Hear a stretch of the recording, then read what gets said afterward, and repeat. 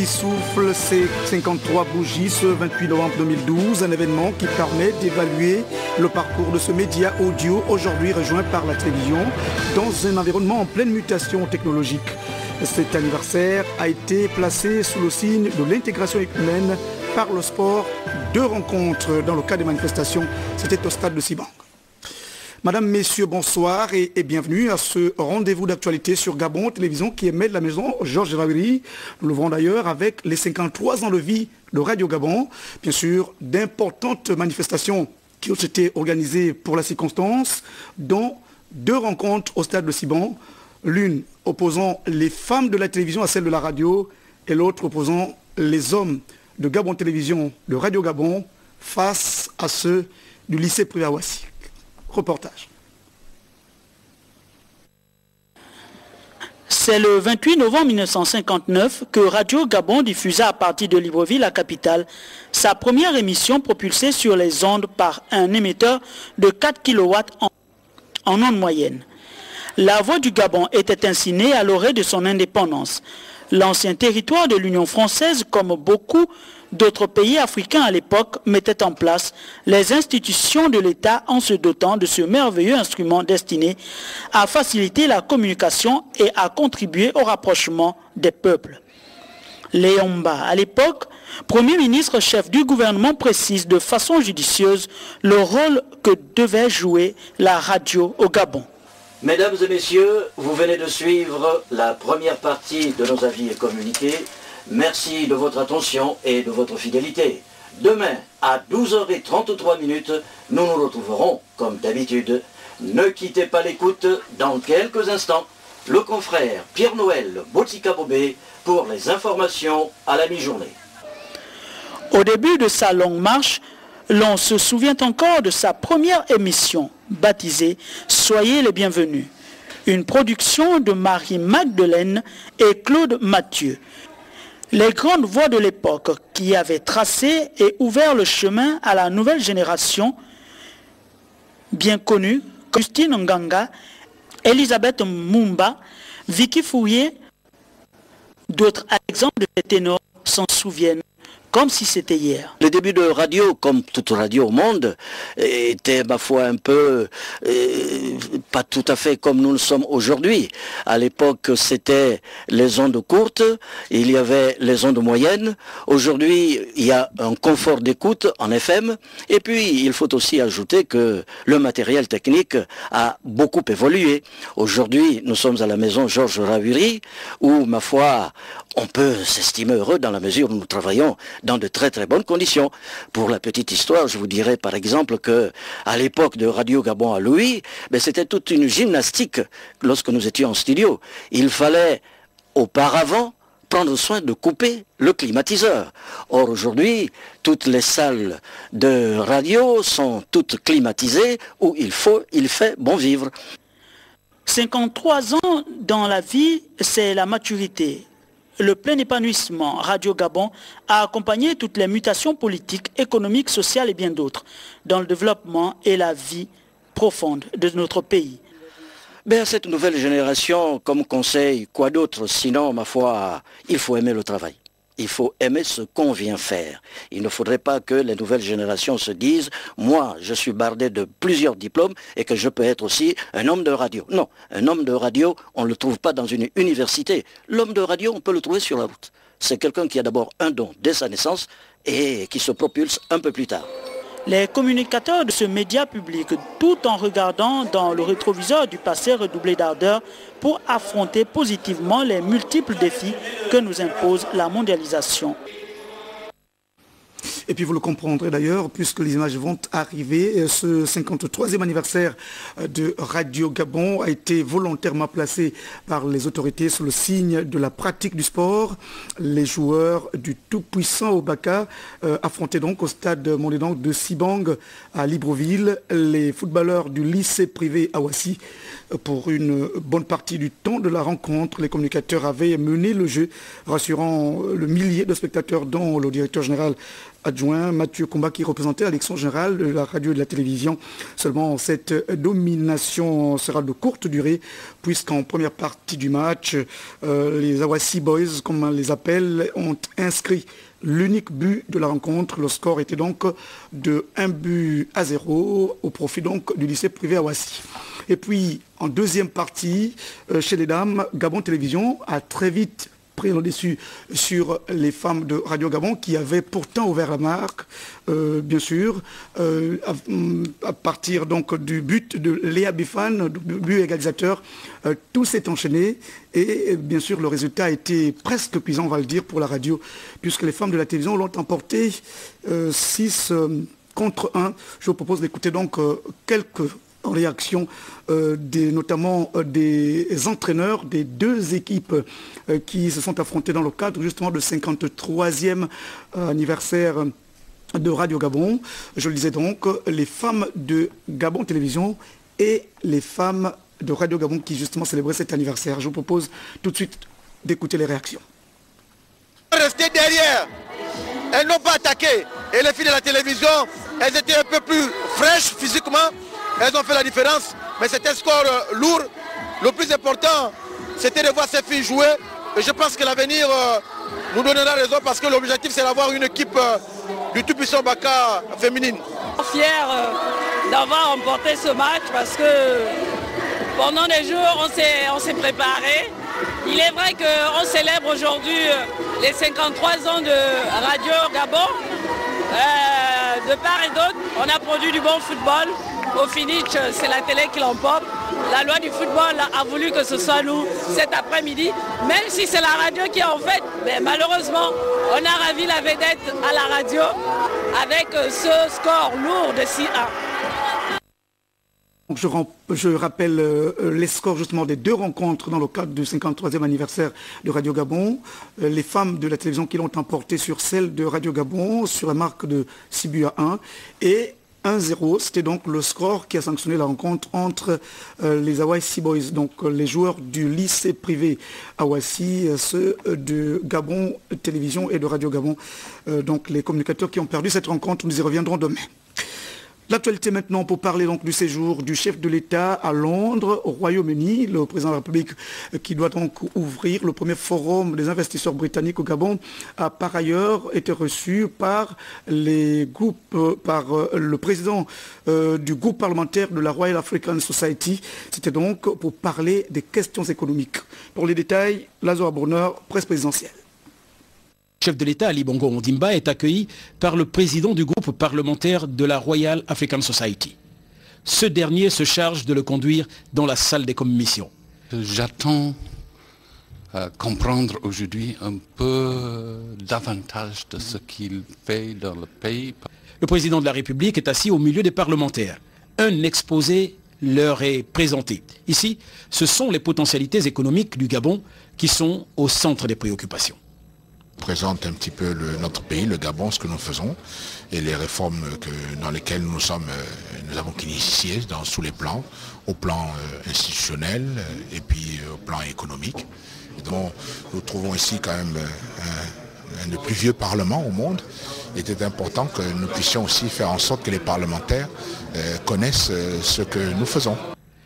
Cette opération a eu le mérite d'éclairer les parlementaires sur la situation réelle de notre économie et les ouvertures qu'elle offre aux investisseurs.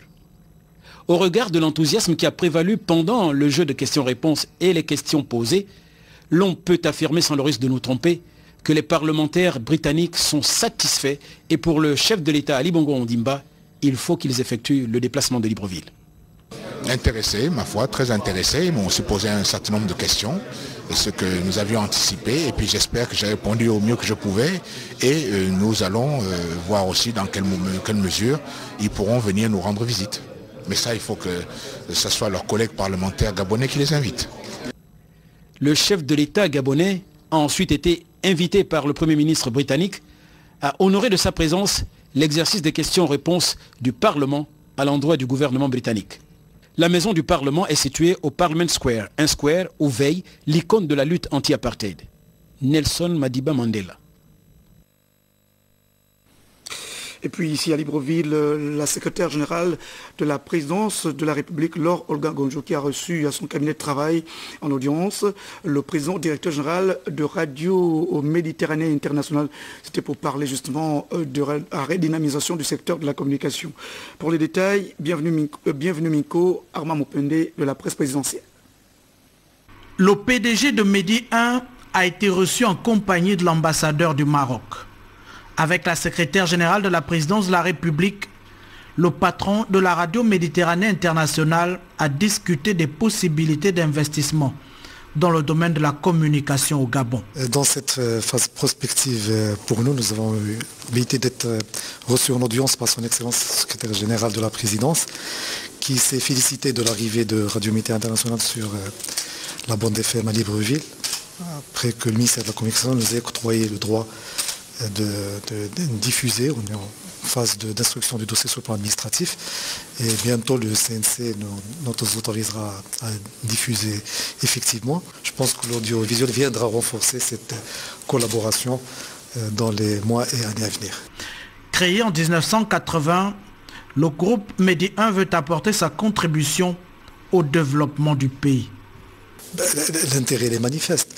Aujourd'hui, dans le cadre de notre politique d'internationalisation sud-sud vers les pays francophones africains, nous avons l'opportunité de travailler avec nos pays frères, le Gabon, pour pouvoir déjà amener une diversité, une richesse au niveau du paysage audiovisuel gabonais et pour pouvoir quelque part participer au développement du Gabon et au développement de ce secteur dans les années à venir.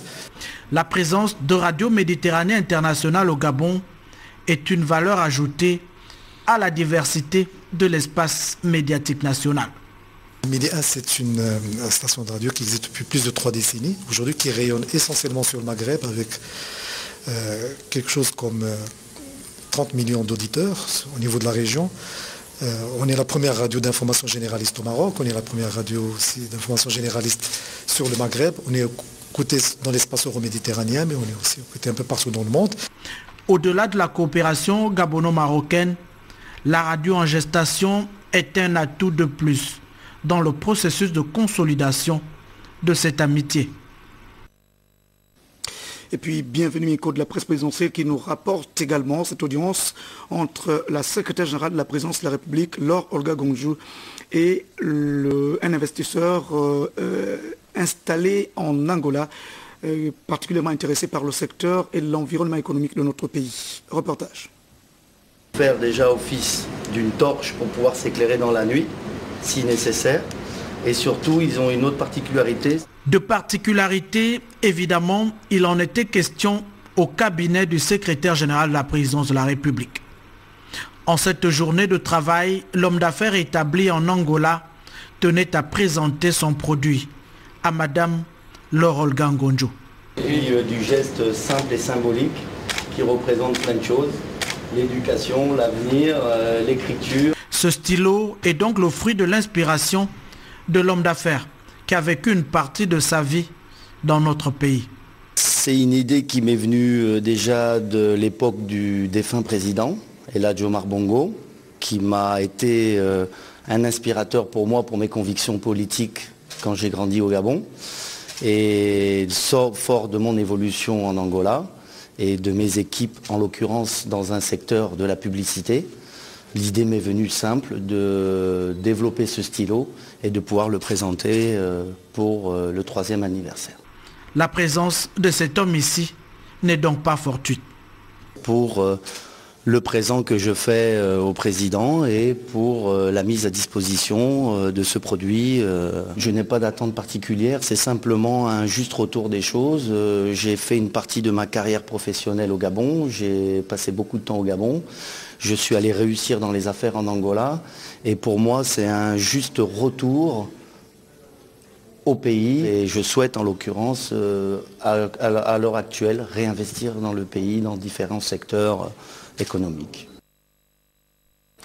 Revenons ce soir sur les 40 ans de vie de la Banque des États de l'Afrique centrale, dont la manifestation se déroulait, vous le savez certainement, à Malabo, en Guinée équatoriale. Le chef de l'État, Ali Bongo Ondimba, y était. Et ce soir, Patrick Simangoy nous rapporte justement cette conférence des gouverneurs des banques centrales des pays membres de la Communauté économique et monétaire d'Afrique centrale. Les images sont de Victor Mundunga. Le dynamisme économique de la zone franc s'appuie fortement sur la stabilité monétaire que la BAC a su construire et le climat de confiance dont bénéficient les investissements publics et privés. Le taux de croissance est passé de 4% en 2010 à 5,3% en 2011. Les prévisions de croissance en 2012 seraient au-dessus de 5%, une situation qui suscite aujourd'hui admiration. La conférence de presse conjointe du gouverneur de la BAC et ses collègues d'autres ensembles économiques sous-régionaux a permis d'évoquer la coopération monétaire. Nous pensons qu'en 40 ans, cette coopération nous a permis de préserver la stabilité monétaire. C'est une condition sine qua non pour avoir une croissance saine et durable. On a beau avoir une croissance, une politique économique qui est bonne, si la monnaie n'est pas stable, c'est impossible. S'il est vrai que la stabilité monétaire et financière est assurée par la BAC, il est encore plus vrai que les petites et moyennes entreprises de la zone CEMAC restent confrontées aux problèmes de crédit et du manque de financement. C'est une affaire d'abord des banques commerciales avant d'être l'affaire des banques centrales en tant que telles.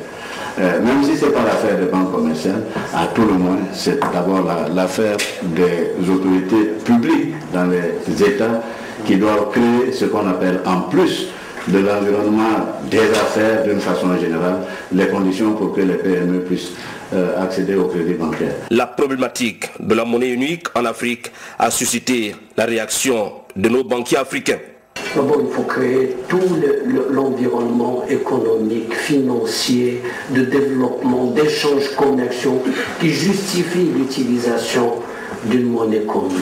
Si vous n'avez pas ça, vous ne pouvez pas créer une monnaie commune. Nous croyons à une convergence économique, peut-être monétaire plus tard, comme a dit mon collègue tout à l'heure, il faut y aller graduellement. Mais donc nous croyons en une Afrique unie économiquement pour faire face aux problèmes que nous rencontrons. Ce qu'il faut prendre en considération, c'est cette interdépendance économique et les échanges qu'il faut renforcer pour arriver, en fin de compte, en bout de chemin, à la création de la monnaie unique. Et croire, oui, mais comment y arriver? Il faudrait commencer par l'économie. C'est un sujet qui est piloté par l'Union africaine, avec comme appui technique les banques centrales africaines. Mais vous savez, l'Europe a mis peut-être 50 ans avant d'avoir une banque. Donc il faut aller graduellement. Et les 40 ans que nous fêtons aujourd'hui, 50 ans hier, à l'UEMOA, à la BCAO, je crois que l'Afrique peut s'en inspirer aussi pour voir les mécanismes, quelle est la meilleure façon, quels sont les meilleurs cadres pour définir les conditions de la création d'une banque centrale. L'intégration et l'expansion régionale de la zone restent de mise à la BAC. La banque, a dit son gouverneur Lucas Abaganchama, continuera d'apporter son soutien aux politiques économiques générales élaborées par ses pays membres. Nous allons en France, à Paris précisément, au siège de l'UNESCO, où la directrice générale de cette institution a été reçue en audience et pour des échanges par le président de la Cour constitutionnelle du Gabon, Marie-Madeleine Boranso. Compte rendu de cet échange dans ce reportage. En marge des 50 ans de l'organisation panafricaine au siège de l'UNESCO à Paris, la directrice de cette structure onusienne s'est entretenue avec le président de la Cour constitutionnelle du Gabon. Au menu de ces échanges entre Irena Boukova, la directrice de l'UNESCO, Marie-Madeleine Borancho de la Cour constitutionnelle du Gabon, la coopération bilatérale. Les échanges de points de vue du travail effectué à la tête de l'institution. La solidité, stabilité dans le fonctionnement de la Cour constitutionnelle, saluer notamment le rôle incarné dans la transition gabonaise. Irena Boukova a reconnu le processus de développement enclenché au Gabon, tout en rappelant que lors de son passage au Gabon au Forum New York Africa, elle avait été agréablement surprise. Surprise par la promotion de l'éducation, la culture, reconnaît qu'à ce niveau, le Gabon serait très placé en termes de capacité. Ces entretiens ont eu lieu en présence du représentant du Gabon auprès de l'UNESCO et de l'OIF, le Dr Gisèle Asakenjombo Ngwa Memiage. Le président de la Cour constitutionnelle du Gabon s'est réjoui du travail mené par la directrice de l'UNESCO, a annoncé l'organisation des séminaires itinérants, des journées portes ouvertes pour expliquer les compétences de la Cour au public, notamment le contrôle de constitutionnalité et de contrôle de la régularité des élections. Un échange de présents a clos la visite. L'album, c'est le patrimoine mondial africain. Oui. Vous allez le voir ici. Madame la directrice générale, là vous avez des publications, tous les recueils de décisions de la Cour constitutionnelle de la République japonaise depuis 1992. Et les commentaires, puis la jurisprudence aussi. Toujours en marge du 50e anniversaire de l'Organisation panafricaine des femmes qui se tenait à Paris, en France, la présidente de la Cour constitutionnelle du Gabon a également conféré avec quelques membres de la diaspora gabonaise sur le territoire français. Je propose ce compte rendu. La diaspora de Paris très heureuse de rencontrer celle qui a pesé de tout son poids pour la stabilité du pays. Madame Morancho qui est saluée à Paris pour avoir tenu le débat politique au Gabon. Le rôle pédagogique de l'institution qu'elle dirige avec maestria. De même que ses actions menées pour une portée vers le haut du rayonnement de la femme et de l'instruction des jeunes. Nous savons combien de fois vous êtes chargés par des rendez-vous officiels et par vos activités privées ici en France. À travers Monsieur le ministre d'Almeida, nous avons sollicité ce rendez-vous au nom de la CDH. Car nous n'avons pas le droit de déroger à la pratique idoine qui exige de nous de vous transmettre comme cela se doit nos vives félicitations pour l'œuvre de référence que vous avez abattue. Oui, 20 ans de vie pour une institution de la République ne constitue aucunement un parcours banal. Elle est à l'image de celle qui l'a conçue et modelée. Des échos et des faits vécus révèlent que des décisions importantes ont fait grandir cette suprastructure nationale au sein de laquelle l'apprentissage de la démocratie a pris corps. Le président de la Cour n'est pas resté insensible à ce geste posé par la diaspora de Paris à son égard. Encore une fois, merci. Comme je vous l'ai dit, c'est une image qui représente très bien le rôle qui est celui dévolu au cours des conseils constitutionnels dans nos pays africains. C'est le corps de garde de nos villages traditionnels où on doit rester là du matin au soir pour écouter, entendre, apaiser, essayer de juguler les problèmes qui se posent, de trouver des solutions apaisantes, et assurer un équilibre entre les acteurs politiques. C'est mon rôle de tous les jours. Un certain nombre d'actions sont appelées à se concrétiser à Libreville à l'actif de la diaspora de Paris.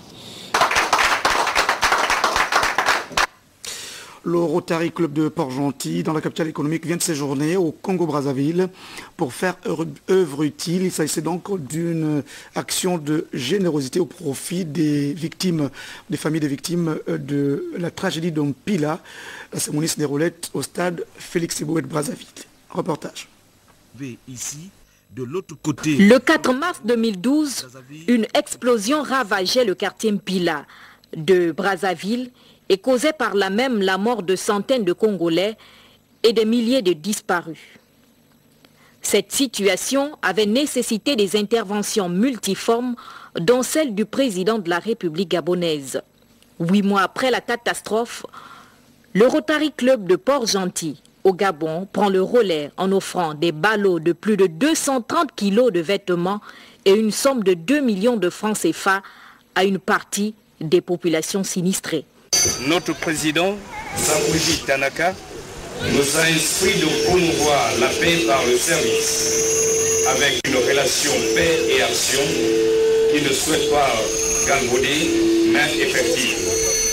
C'est pourquoi, en venant ici, nous ne sommes pas venus les bras ballants, nous y sommes pour vous réconforter.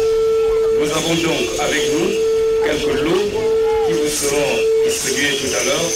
C'est notre modeste contribution à la suite du malheur qui vous a frappé. Ce geste n'a pas laissé indifférents les Rotariens de Brazzaville. Je vous adresse nos remerciements pour cette marque de solidarité que nous tous, ici, témoignons en ce lieu, en cet instant par notre présence. De son côté, le représentant du coordonnateur de la cellule de gestion des sites des sinistrés a dit toute sa reconnaissance, tout en souhaitant que ce genre d'action soit perpétué. Revenons chez nous au Sénat, une délégation notamment des sénateurs membres de la commission du budget, des finances, des comptes économiques de la nation, qui vient donc d'effectuer un périple pour recueillir auprès des populations les préoccupations quotidiennes. L'heure est aujourd'hui à la rédaction des rapports de mission. Guy-Roger Ndira. Pendant près de 2 semaines, au courant du mois d'octobre 2012, plusieurs délégations du Sénat, comprenant sénateurs et fonctionnaires, ont sillonné le Gabon pour effectuer des missions d'information. Ces missions rentrent dans le cadre des dispositions de l'article 36 de la Constitution afin d'assurer le contrôle de l'action du pouvoir exécutif et l'exécution des budgets alloués aux collectivités locales. Les 9 délégations qui ont parcouru communes et départements du Gabon devaient vérifier, d'évaluer la mise en œuvre de la politique gouvernementale sur les inscriptions budgétaires contenues dans les lois de finances 2009, 2010 et 2011, dans les secteurs des infrastructures sanitaires, scolaires, routières et la lutte contre la dépendance extérieure dans le domaine agricole. Nous retiendrons de cette mission les différentes séances de travail des émissaires du Sénat avec les responsables des conseils municipaux et départementaux pour faire le point sur le fonctionnement des bureaux et l'utilisation des budgets alloués. Les sénateurs à mission ont déploré la non-réalisation de plusieurs projets de développement pourtant inscrits au budget et parfois financés. Ils ont souhaité, face à ce constat, voir avec le gouvernement la situation des initiatives entreprises sur le terrain. Les élus de la Haute Chambre du Parlement ont aussi regretté l'implication insuffisante ou inexistante et logique des acteurs locaux dans la chaîne budgétaire, notamment la programmation, l'exécution et le suivi des réalisations financières et matérielles, des investissements, ainsi que l'arrêt de plusieurs projets pour des raisons multiples. Tout au long de ces missions, les différentes délégations ont souhaité avoir des informations relatives à l'effectivité de la gestion des budgets d'investissement inscrits sur les conseils municipaux que départementaux. Malheureusement, il a été remarqué un peu partout que les collectivités locales ne participent pas assez souvent aux conférences budgétaires et ne sont pas de fait associées à la conception et à la réalisation de l'ensemble des projets de l'État. Dans l'ensemble, les différentes missions se sont bien déroulées. Toutefois, plusieurs manquements ont été observés, notamment l'insuffisance de documentation pour le suivi budgétaire, en réalisation de plusieurs projets bien qu'inscrits dans la loi des finances et plusieurs difficultés liées à l'attente de la mise en application de la loi 15/96 du 6 juin 1996 relatif à la décentralisation, le problème de recouvrement de taxes locales. Plusieurs recommandations ont été faites par les vénérables sénateurs au Sénat et au gouvernement pour une amélioration de la situation concernant le volet gestion budgétaire des collectivités locales.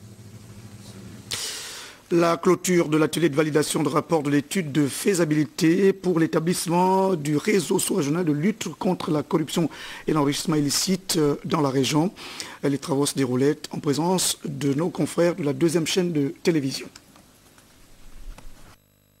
3 jours ont suffi au président de la Commission nationale de lutte contre l'enrichissement illicite et ses collègues des pays membres de la communauté économique des États de l'Afrique centrale pour valider le rapport de l'étude portant sur la création d'un réseau sous-régional de lutte contre la corruption et le blanchiment des capitaux. Cette étape, 2e du genre, après celle de Yaoundé en octobre 2010, vient conforter l'engagement de la Commission économique des Nations Unies pour l'Afrique, mais surtout combler le retard dû à la mise en place du dit réseau. Les travaux en atelier, c'était simplement l'examen du rapport de faisabilité que l'expert a donc établi. Nous l'avons examiné, nous avons validé et les conclusions c'était que oui, l'Afrique centrale est en retard par rapport à la mise en place du réseau. Il faut y aller.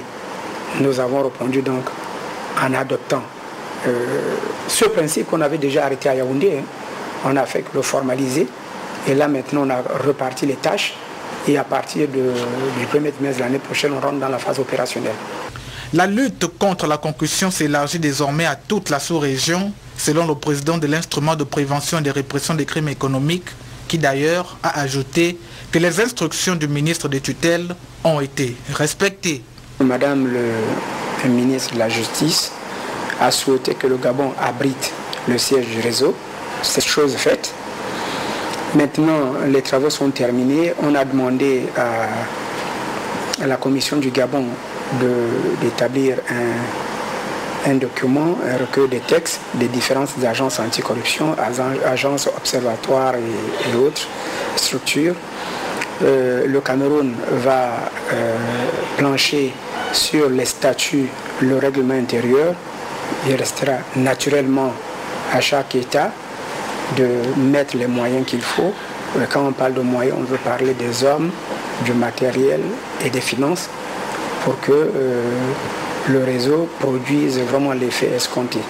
La création de cette structure sous-régionale de lutte contre l'enrichissement illicite démontre à suffisance les efforts entrepris par les pays membres de la CEEAC, tels que le Gabon, afin d'instaurer et de maintenir les principes de bonne gouvernance, facteurs de décollage économique. Et puis le ministre gabonais de l'économie qui a reçu à son cabinet de travail en audience le représentant zone Afrique du Fonds monétaire international. Les deux personnalités ont parlé donc des préparatifs de la prochaine mission de consultation du FMI au Gabon. Joyce Lorna Wangi, Victor Mondonga. Cette audience s'inscrit dans le cadre de la préparation de la prochaine mission de consultation au titre de l'article 4 des statuts du Fonds monétaire international. Article qui régit les obligations générales assignées aux États membres du FMI, vise entre autres l'orientation de la politique économique et financière, la promotion de la stabilité en favorisant les conditions de base économique ordonnées et surtout la poursuite d'échanges compatibles avec les engagements prévus dans les clauses du FMI. L'occasion pour notre équipe et les autorités d'échanger les points de vue et de faire le point sur la situation macroéconomique et financière du pays, de discuter des politiques économiques mises en place et des perspectives dans un contexte bien évidemment d'une économie mondiale qui reste toujours un petit peu incertaine. Nous rencontrerons différents ministres ainsi que d'autres interlocuteurs et d'autres partenaires au développement. On aura l'occasion de discuter en détail de toutes ces questions, suite à quoi nous préparons un rapport quand nous serons de retour à Washington, que nous présenterons à notre conseil d'administration au mois de février et qui clôtureront cette mission de consultation annuelle. Les travaux qui s'ouvriront le 4 décembre prochain à Libreville sont prévus pour durer 2 semaines. Et puis en plus bref, dans un entretien exclusif ce soir, le directeur général de l'Agence nationale de l'urbanisme, des travaux topographiques et du cadastre, Yannick Mouankanda, répond aux questions de Cédric Mouélé-Malonga de la rédaction de Gabon Télévision, en rapport donc, vous le savez, avec la création et le fonctionnement de cette structure. Dernière actualité de ce journal avant notre invité de ce soir. Il s'agit donc de cette tournée que vient d'effectuer Jean-Gustave Méviane-Maubion, le gouverneur de la province du Wellington. C'était donc pour non seulement discuter avec les populations, mais surtout évaluer les chantiers de l'État. Reportage. C'est pour toucher du doigt l'avancement des travaux dans sa juridiction administrative que le gouverneur de la province du Wellington a sillonné les localités de sa circonscription. Pendant son périple, le gouverneur de la province est passé par Sam Mendouneux, Minzik, Batouri, Okok, Akan et bien d'autres, où il a eu des séances de travail avec les autorités locales de sa circonscription administrative. C'est avec un sentiment de satisfaction totale. Chaque année, j'ai l'impérieuse devoir de faire une tournée interprovinciale pour m'enquérir des problèmes auxquels sont confrontées les populations de ma circonscription administrative et aussi pour m'enquérir de l'état d'esprit des populations. J'ai surtout aussi amené un message d'espoir que suscite tout ce que le président est en train de faire pour notre pays, mais aussi m'entretenir des populations de ma circonscription administrative par rapport à certains comportements que ça nous et aussi apporter le message de M. le ministre de l'Intérieur qui est passé il y a 3 semaines à OIM pour dire que toute la classe politique depuis un certain temps s'était accordée pour l'introduction de la biométrie dans notre système électoral. Outre les séances de travail, plusieurs chantiers ont été visités, dont le reprofilage axe Mendouneux, SAM, le soubassement F2 à Mindik, les chantiers OLAM à Batouri. Le gouverneur n'a pas caché sa satisfaction quant à l'avancement de l'état de la route. Nous tous, nous l'avons constaté, depuis basse SAM Mendouneux, la route avance et elle est même en très bon état et c'est ce que nous voulons. Au-delà du bas Sam-Bleu, il y a aussi Sam-Midi où la route va très bien. C'est dire que les travaux dans la province du Wallington avancent à pas de géant. Des réalisations qui s'inscrivent dans le cadre du Gabon émergent, créneau du chef de l'État. Nous recevons donc pour la fin de cette édition d'information le professeur Jean-Marc Missomi Komi, qui est donc conseiller technique du ministre gabonais de l'enseignement supérieur, Séraphin Montunga. Professeur, bonsoir. Bonsoir. Vous avez certainement une communication sur d'importantes mesures, notamment d'application sur le plan éducation Gabon émergent. Évident. Les Gabonais vous écoutent. Merci. Cabinet du ministre. Communication sur d'importantes applications du plan éducation Gabon émergent.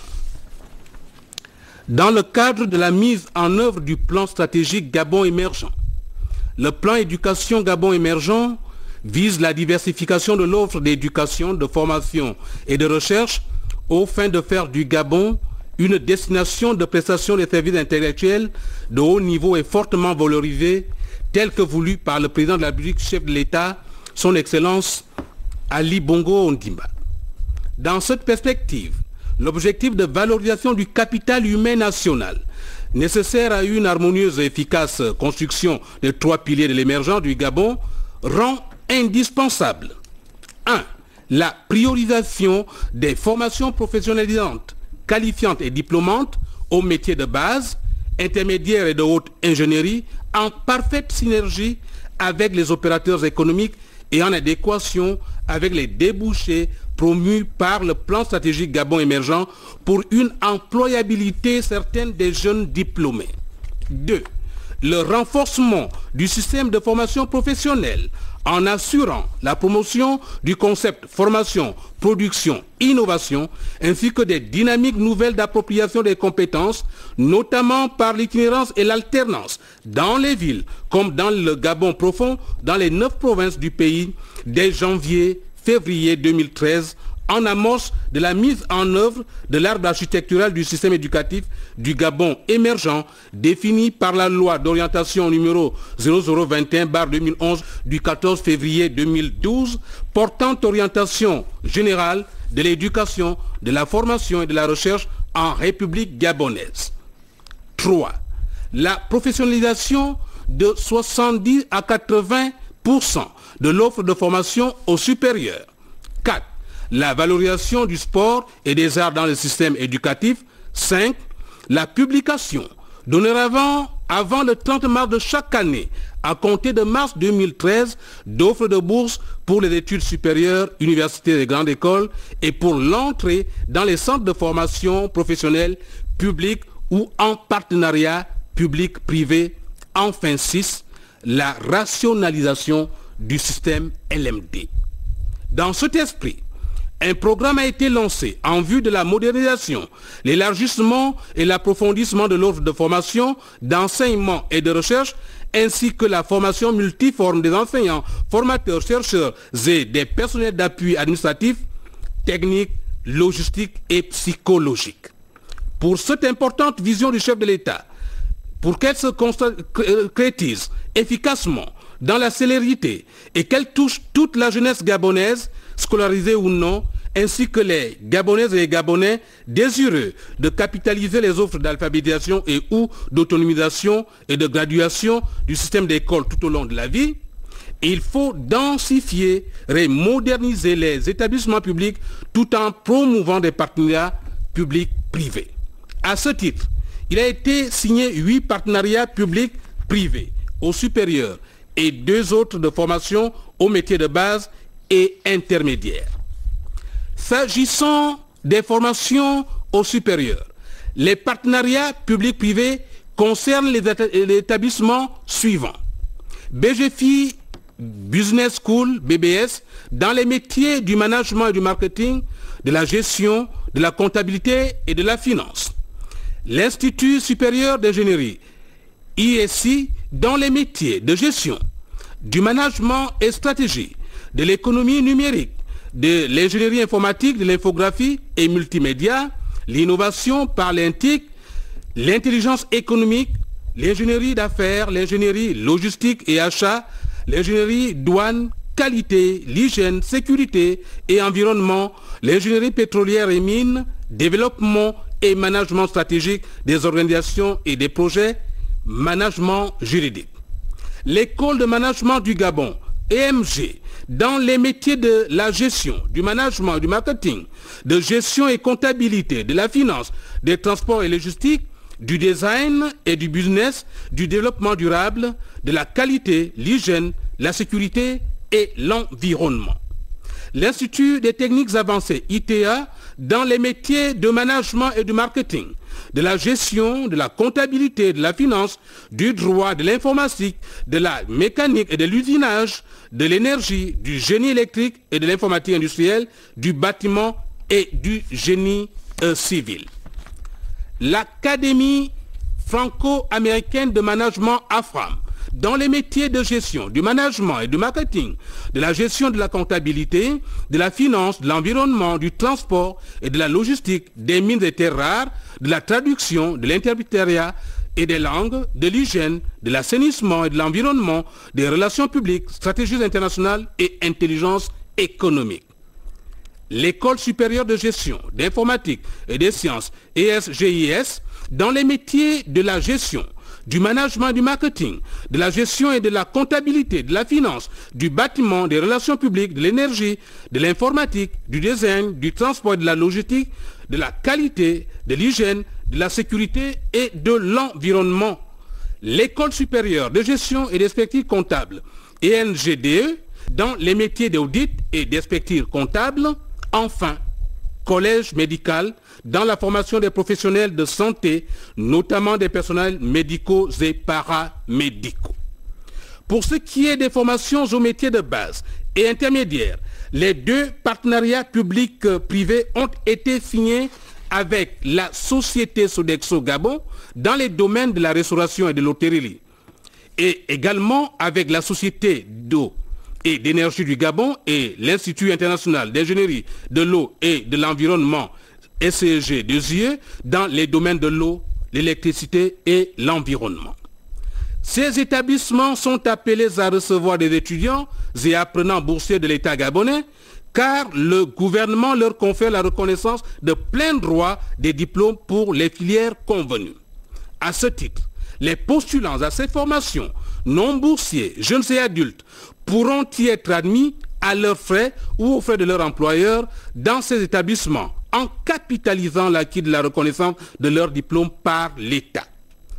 Tous les autres établissements privés du supérieur ou de formation professionnelle qui souhaitent bénéficier du même type de partenariat public-privé doivent se conformer aux critères pertinents tirés de la loi d'orientation numéro 0021/2011 du 14 février 2012 en déposant leur dossier à l'attention du ministre, soit à la Direction générale de l'enseignement supérieur, soit à la Direction générale de la formation professionnelle selon les cas.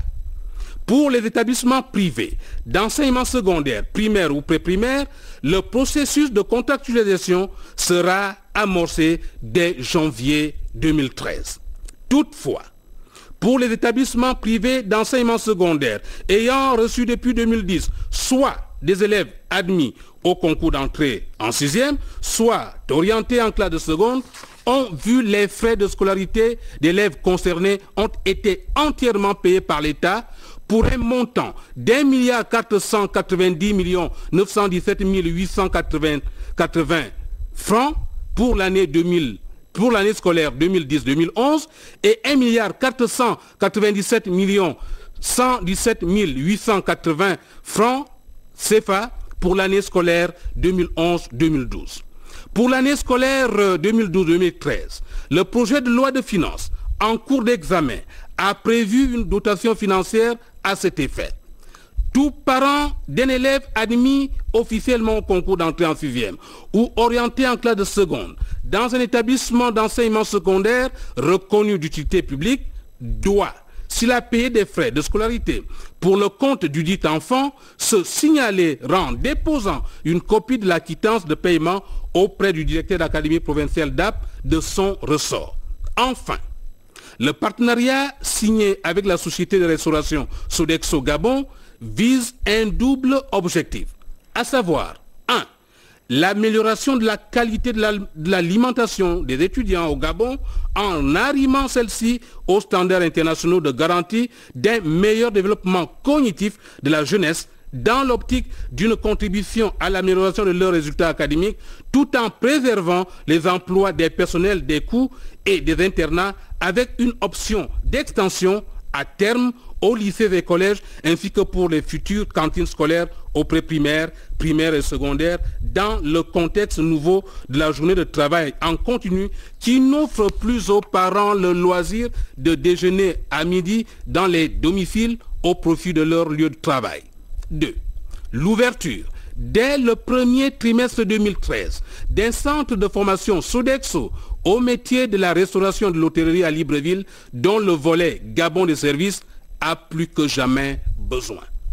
Nous espérons que l'ensemble de la jeunesse gabonaise, aidée par les parents et par les enseignants et autres encadreurs, saura capitaliser ces différentes facilités dont l'élargissement sera progressif dans toutes les 9 provinces en touchant même les départements.